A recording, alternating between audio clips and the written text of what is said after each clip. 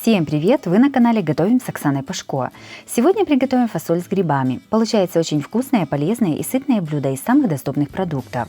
Оно отлично подходит для обеда или ужина, а также его смело можно готовить в пост. Подписывайтесь на мой канал и узнавайте еще больше вкусных и простых рецептов. Сначала приготовим фасоль. 250 грамм фасоли заливаем водой. Оставляем набухать на несколько часов, я поставила на ночь. Фасоль уже набухла, сливаем с нее воду. Фасоль перекладываем в кастрюлю и наливаем чистую воду.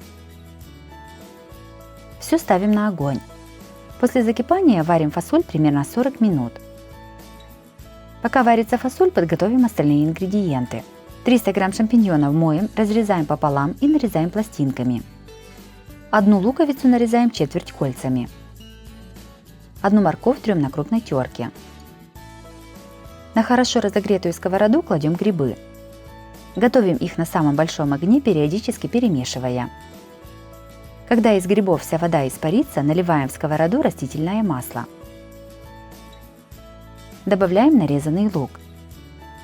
Пассируем грибы с луком 1-2 минуты. Кладем тертую морковь. Все пассируем еще 1-2 минуты. Сюда же в сковороду добавляем уже сваренную фасоль без жидкости. Насыпаем 1 чайную ложку красной сладкой паприки. Солим примерно половину столовой ложки соли. Добавляем 2 столовые ложки томатной пасты. И наливаем примерно 200 мл кипятка или жидкости, в которой варилась фасоль. Все перемешиваем. Также у меня на канале есть и другие тоже очень вкусные вторые блюда. Смотрите их в моем плейлисте по ссылке на экране или в описании под видео.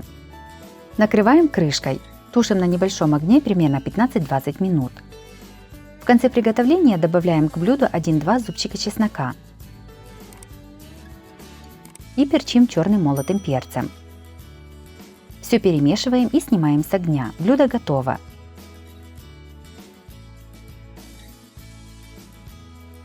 Фасоль с грибами получилась очень вкусной и ароматной. Это простое и сытное блюдо отлично подойдет для ужина всей семьей.